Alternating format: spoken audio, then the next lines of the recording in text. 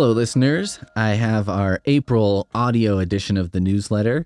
This may come out before the print version of the newsletter. So if you prefer getting your news this way, that's great news for you. If you don't like getting your news this way, the print version will be headed out soon. So, you can save it for reading. Up to you. Library is a world of choices. Our first article is called Privacy and Online Safety Volume 1, General Tips by HPLB staff. In the digital age, it can be difficult to ensure your privacy and security. Sometimes it may feel like we're trading security and privacy for convenience. This can be scary and intimidating, but worry not. You don't have to retire from society in a cabin in the woods or stop using technology entirely. There are plenty of ways to be a part of the digital world while still protecting your personal information and preserving your privacy. Here are a few basic ways you can boost your privacy and safety online. Use a secure password or passphrase. Don't reuse passwords. Block ads and reject cookies. Use browsers that prioritize privacy. Check your devices and apps for updates. Update the privacy settings on your device or your accounts. Often you have to opt out or opt in to certain features to protect your privacy. Set your social media accounts as private. If you have questions about online privacy or want to help with any of these privacy tips, you can book a librarian. mylibrary.us/BAL. Stay tuned for future articles on privacy and online safety, where we'll learn more about ways to secure your information. Next, we have a section called Ian's Joke Corner. It's April, and we didn't want to go too hard into April Fools, but we did receive a handful of jokes from a staff member that warrant sharing. Please enjoy this first installment of Ian's Joke Corner. If you love it, we'll hassle him for more. If you don't like it, well, fair enough. If you don't like it and are mean and aggressive about it for no real reason, prepare for Ian's Joke Corner to become Ian's Joke Department. Here's the first one. After library staff has scanned your card, ask if they need to see your card again. When they say no, reply, "Are you sure?" and pull out a nice sweater. Toss your books in front of the person at the desk and say, "Book 'em, Dano." Gets 'em every time. Run up to a librarian and tell them urgently that a child is having an accident in the children's area. They'll crack up.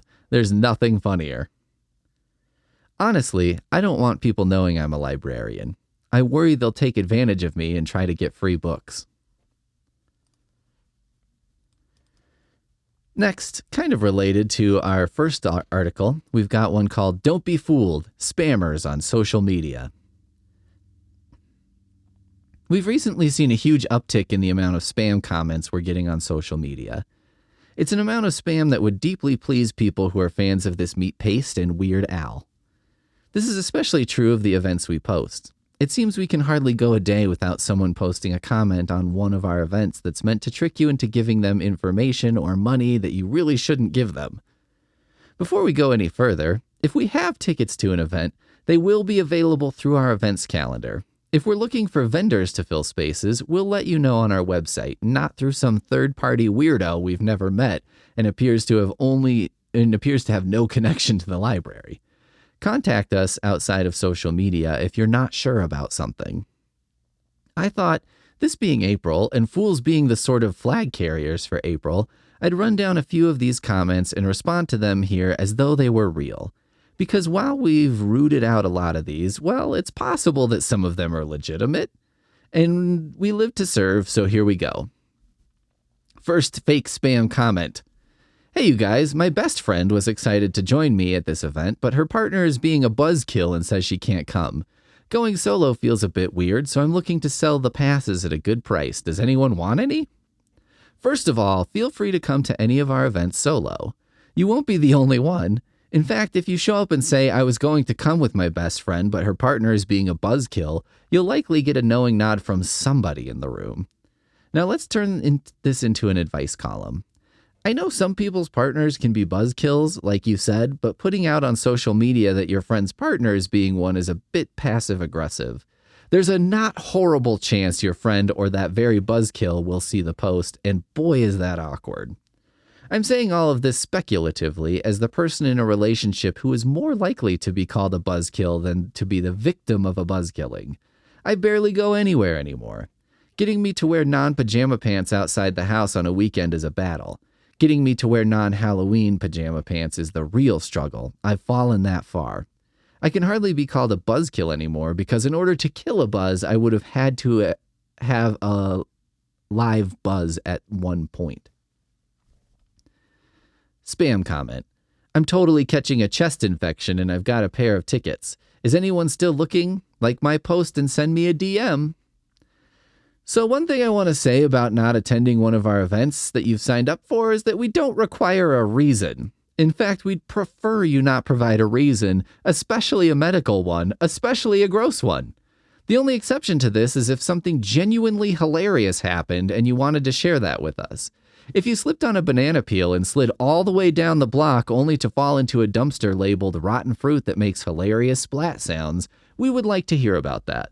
But in general, this isn't like high school. You don't have to come up with a reason you're not at an event. If you've got a medical thing that means you can't make it, you can cancel your registration or just not show up.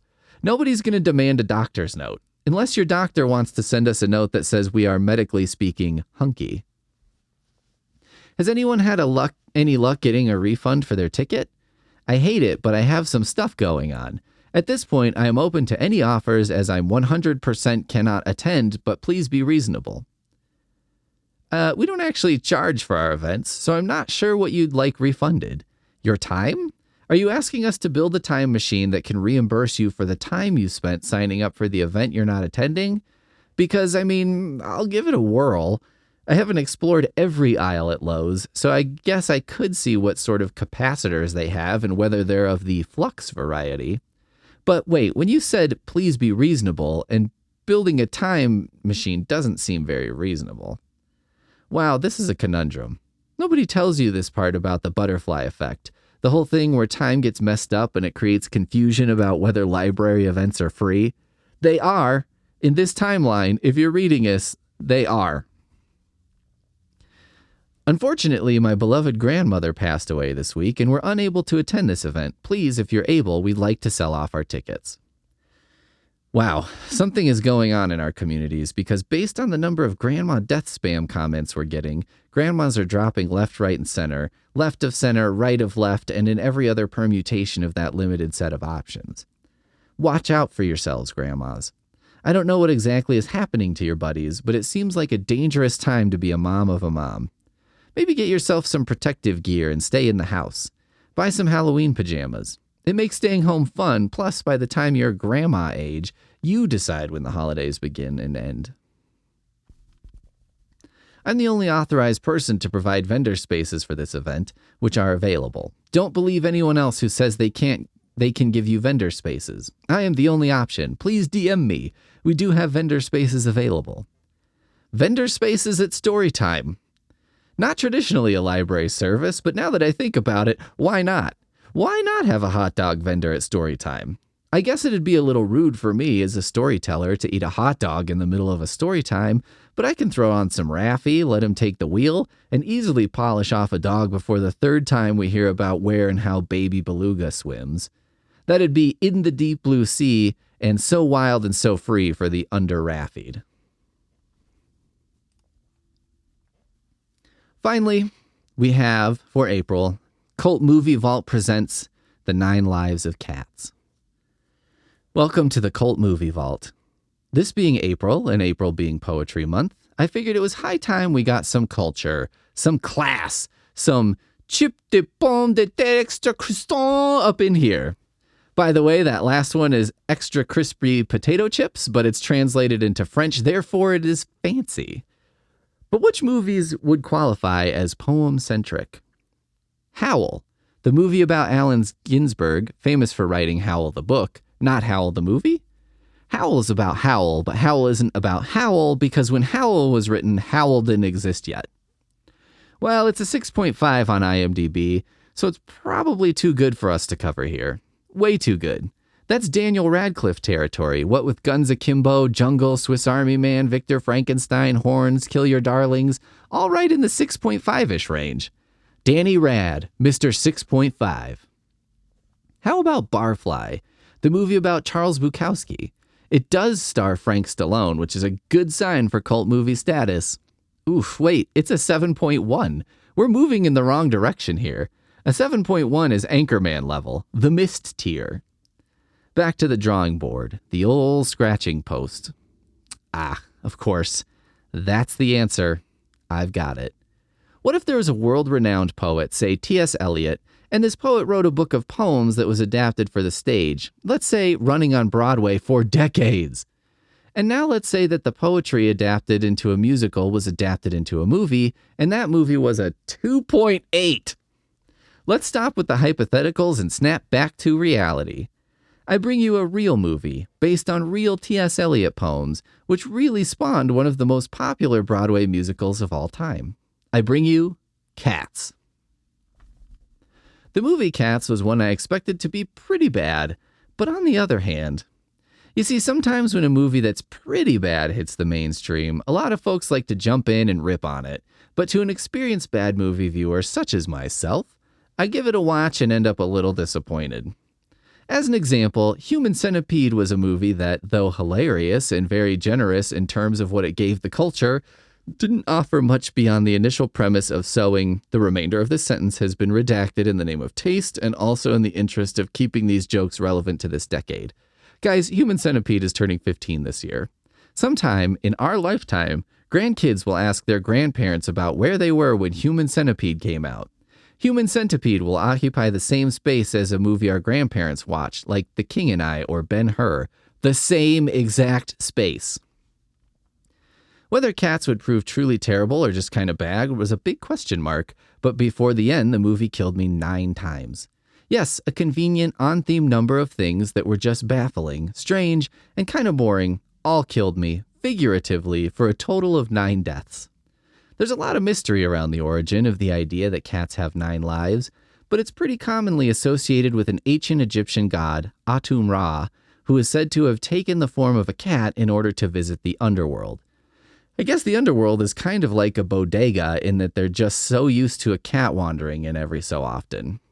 While in cat form, Atum-Ra created 8 more gods. So Atum-Ra, in some sense, could be seen as the physical embodiment of 9 total cats, himself plus the 8 others, in one. Sorry, did that seem convoluted? It probably was, but I genuinely think Cats has scrambled my sense of what is and isn't logical and linear. An Egyptian god creating a bunch of cats is the least convoluted piece of lore you're going to read here. And with the obligatory educational portion of this library newsletter out of the way, let me tell you about the 9 moments in Cats that absolutely killed me. I will do my best to summarize for you the plot of Cats. Normally I would warn you that this may spoil the movie, but I think that's like saying, if you eat shrooms, you might have a weird experience is spoiling the plot of what might happen when you eat shrooms. Someone throws a sack in an alley, and out of that sack crawls Victoria, who is our main character. Main cat-richter?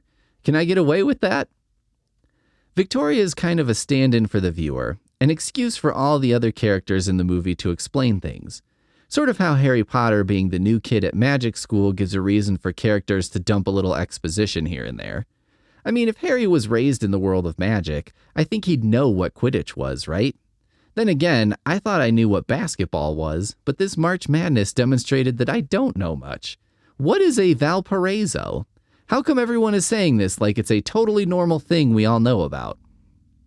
Anyway, Victoria walks around a set of London streets that look like tests for rain effects that someone at Lucasfilm threw in the garbage when they were making episode 1. This was the first thing that killed me. The movie is really awful to look at. We're going to leave the uncanny valley issues of the cats themselves to the side, even though I do hold a conspiratorial theory that the digital artists who made the sets purposely sabotaged the character models in order to distract from how terrible the sets looked. Sets is probably being a little generous. They weren't sets so much as they were backgrounds from Final Fantasy VII. You know, those sort of environments that look kind of cool, but it's pretty obvious where you're supposed to go and not go. Like, you can just feel the space off to the left has never and will never exist. Those ugly sets. There went life 1. My second death was quick on the heels of the first because we jump into the songs almost right away. It seems like most of the songs are songs various cats sing to inform us of who they are and what they're all about. They don't so much advance a story or catalyze events. It'd be like if we met and then I broke into a song that rhymes emotionally unavailable with, hang on, I can do this, skincare routine unassailable? And I don't know, it's not like every song needs to advance the plot or deepen our relationships with the characters, but the musical side of Cats is, if I'm being harsh, accomplishable by the type of sitcom theme song they used to make in the early 90s that didn't really tell us a ton but gave us more than enough, like the Perfect Strangers theme, which is definitely a situation where a singer went much harder than necessary and we thank him for his service. 2 lives down. Next, we're introduced to a bunch of other cats with the worst cat names I've ever heard in my life. I am very flexible when it comes to cat names. Cats are wonderful creatures, and proof of that is that you can name a cat almost anything at all and it will become cute. Measles. Horrible disease, not pleasant to think about, scourge on humanity, and yet I could love a cat named Measles. Easily. Don't tempt me to prove it. I'll adopt a whole shelter's worth of cats and name them after every affliction ever visited upon humanity, and you'll see me smiling all the time and going on about how little Ebola and old cranky diverticulitis have become fast friends. Cats almost feels like an experiment in pushing the ability of cats' cuteness to overcome naming conventions. For your enjoyment and mine, I've made a list of 10 names. Some are from the Mad Max franchise, a frontrunner in the weird name department, and some are from cats. See if you can identify which are which. Skimbleshanks, Mr. Mistopheles, Old Deuteronomy, McCavity, Growl Tiger, Bearclaw Mohawk, Coma Doof Warrior, Mudguts, Toast the Knowing, Polecats. Okay, Coma Doof Warrior was a gimme. We all know that was the guy suspended from bungee cords while he shredded out guitar riffs atop a rolling wall of speakers because Fury Road was like something beamed straight from my brain to the screen. Those names account for me losing life number 3, but it's not the only life I lose due to bizarre naming conventions at work here. Just a reminder, our main cat's name, Victoria. Skimbleshanks, Mr. Mistopheles, and Victoria? Is this a Pac-Man-esque joke? Is this like having ghosts name Inky, Blinky, Pinky, and then naming the last one Clyde? And right there, right out of me, went life 4. As we're introduced to cats, we meet a cat whose primary distinguishing feature is staying up all night, very cat-like behavior, a gluttonous cat, check, and a cat who is some kind of train conductor. Now hold the phone or maybe the brake lever. These other cats seem to be pretty cat-ish, doing cat things, and then we get this one who wears a little conductor's outfit and has a pocket watch? I looked into this, and it seems possible that this idea came to T.S. Eliot because cats would commonly take up residence at train stations in the UK, probably because they were pretty good at keeping away vermin. Today, this mostly seems to have gone away, probably because we have ways of keeping vermin out that don't also involve caring for live animals. But there are still occasional train cats, such as a personal favorite of mine, Super Station Master Tama, who saved a train station nearly single-podedly and was given an office, gold medallion name tag, and even had a custom station master hat, which took 6 months to make, probably longer than it took to manufacture every stitch of clothing I own, and I'm 100% okay with that and think it was the right decision. Cats, you sent me down a rabbit hole that seems pleasant at first, but then you start looking up all these kitties and remember that cats live cruelly short lives and Tama is dead and nothing in the world is fair or just. Life 5 has left the station. Let's talk about dancing. I am not a dancer. If you're one of the dozen people who've seen me dance, you probably just burst out laughing because that is a mighty big understatement regarding my dancing skills. You've probably laughed a second time, remembering a specific move I pulled on the dance floor, or perhaps the manner in which I limped away after pulling that move, or maybe how sweaty I got simply from shuffling side to side for 12 minutes. But if you filmed me dancing, and then cut it together the way Cats is cut together, you could convince the world that I'm a talented dancer, the next Gregory Hines over here, the next Michael Flatley, at the very least.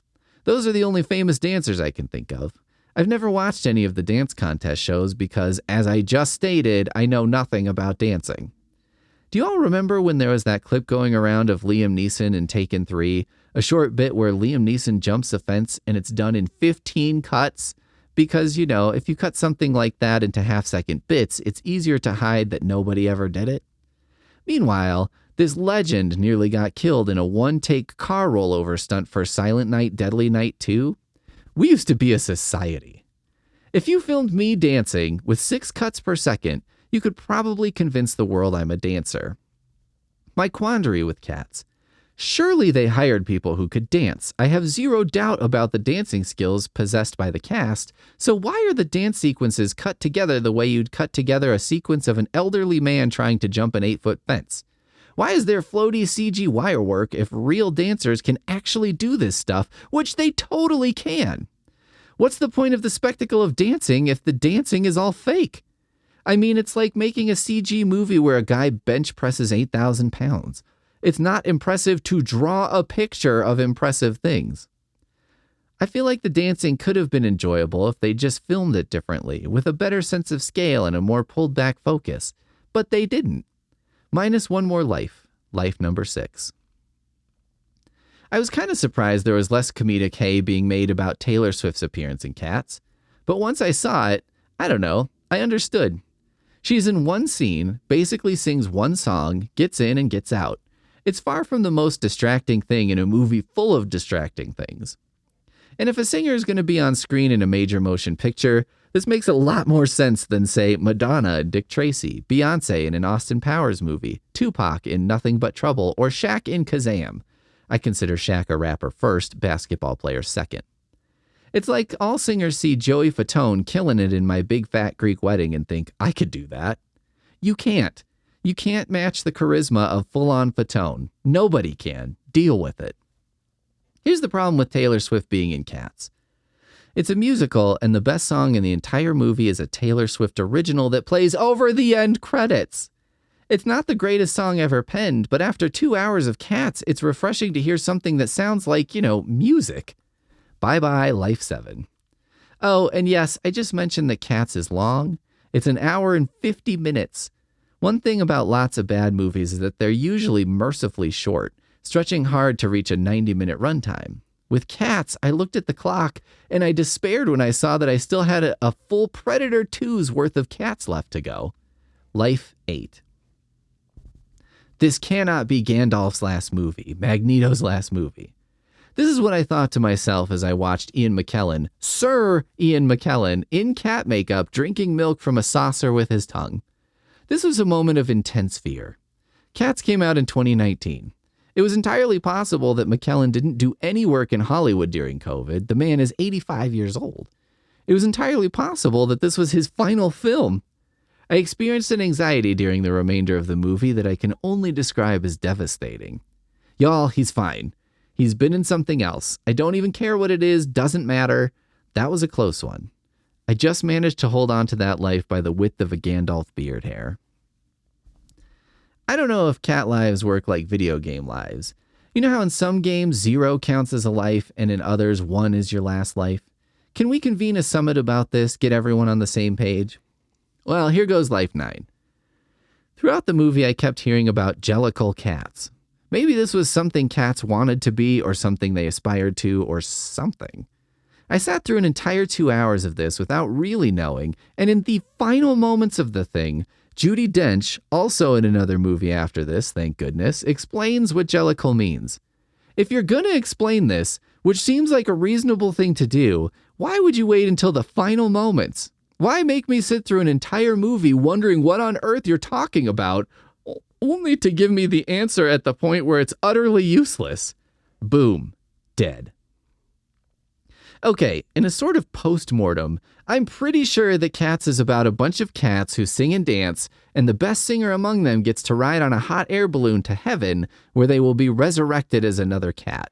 And of course, the best singer among them turns out to be a wretched cat, played by Jennifer Hudson, whose nose is constantly running into her mouth while she's singing. I suppose this was intended to show that she's pathetic or sick or something else. Who cares? Look, I think there are times when adaptations of musicals work, and I think there are times when they land in the litter box. I think there's a lot to be said for a live performance in a Broadway show. Looking up clips of Cats to try and discover why on earth people liked this, I saw this version of the song Memories and thought it was very touching, poignant, the kind of performance that makes you go, okay, I get it. And part of that is that it's a live performance. A real person really singing a real song, right there, right then. Spittle flying into the audience. People around you jabbing their elbows into you because, y'all, nobody told me, but the one time I went to a Broadway show, those seats are tiny.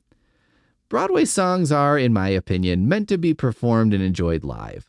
They're not the same type of singing you get from most of what you hear on the radio. That's not a quality judgment, it's just a different style. I think there's something to be said for bringing that experience to people who can't make it to Broadway. I get it. But Cats, it's just not it. You can't impress me with dancing when you cut so often that I can't keep track of who's where when. You can't dazzle me with movement on stage when you're directing the camera to look at certain things at certain times. And everyone, stop putting celebrities in these movies. Start putting great performers in them. Nobody's going to see Cats because James Corden is in it. It's fine. We'll watch stuff with people we don't know. Remember how Marvel put a Spider-Man we really didn't know on the screen and how well that worked? Do that.